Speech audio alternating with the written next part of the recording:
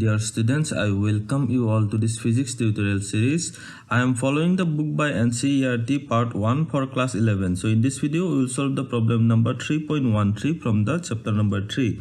In this problem, we are given that we have to explain clearly with example. We are given with two parts of this question and we are given with two terms and we have to differentiate them with some example. Okay, so in the first part of this question we have to differentiate or we have to find out the differences between the magnitude of displacement, or sometimes called as the distance, over a time interval and the total length of path. So here we are given that we have to find out the difference between the length of the path and the displacement. These two terms are actually associated with speed and the velocity.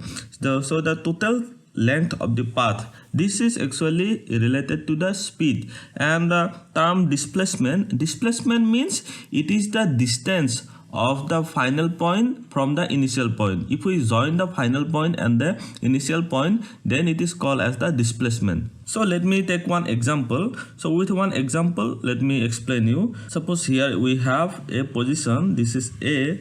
It is suppose moving, an object is moving to B, then it is moving to suppose C, and then it is moving to D position. Okay, so if we want to find out the displacement will be shown by the final point joining the line of initial point, final point and initial point joining line. So here we will have, this is the line of displacement.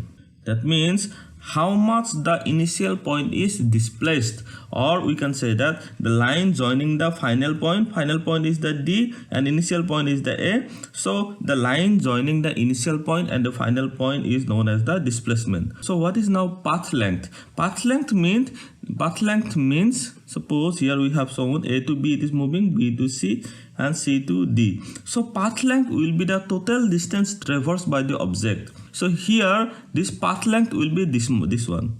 So from A to B, then B to C and C to D.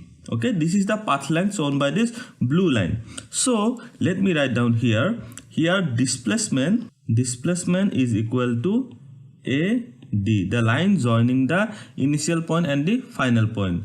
Or we can say that the magnitude of the displacement of a particle is equal to the shortest distance between the initial and the final position. So initial position is A, final position is D. The shortest path, that is the straight line joining the two points, or the initial position and final position. So this is the displacement. But if we want to find out the path length, then we have to calculate the total path. We have to sum up the total path of the motion. Here you can write, therefore path length, for this example path length will be equal to AB plus BC plus CD.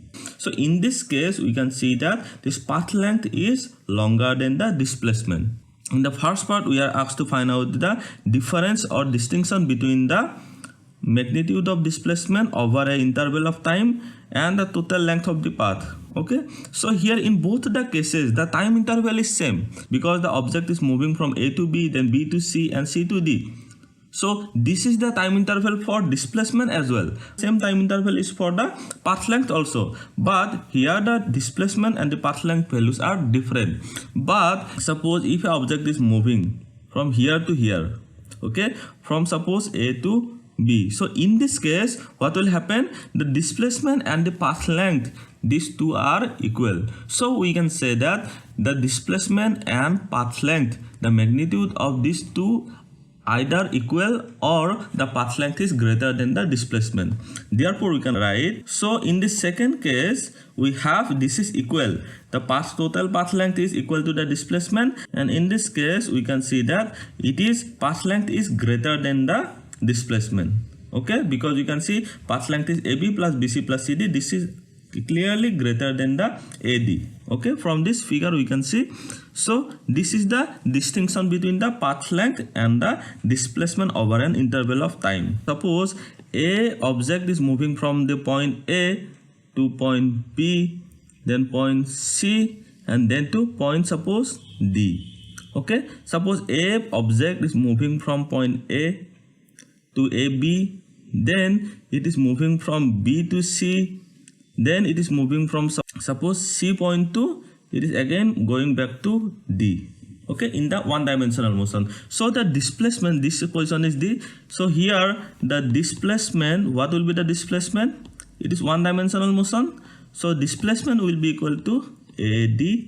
Okay, what will be the path length in this one-dimensional motion will be equal to AB plus BC plus CD. So in this case, path length is greater than displacement. Okay, in one-dimensional motion. So in this previous case, we have seen that the object is moving from A to B. The total path length is AB and the total displacement is also AB. Okay.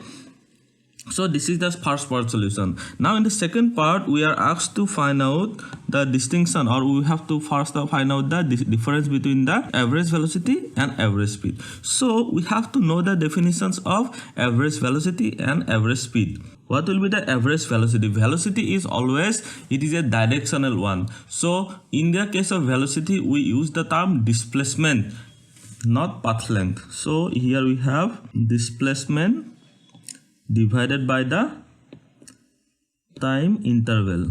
So magnitude of average velocity is equal to, this is the formula. Similarly, average speed, magnitude of average speed, this is equal to total path length, or we can write also path length also, total path length divided by the time interval.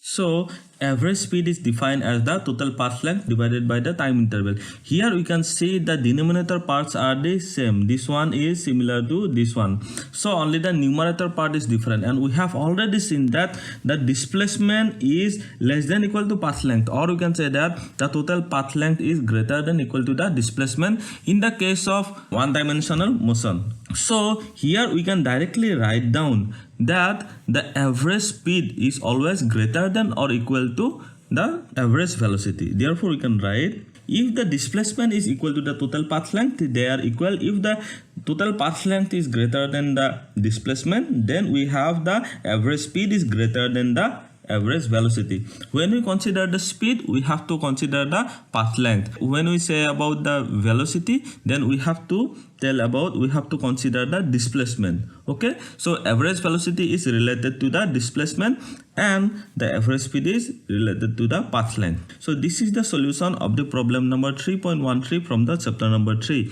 Thank you for watching. If you have any question, please put it in the comment section below. Also like, share and subscribe to my channel. Thank you.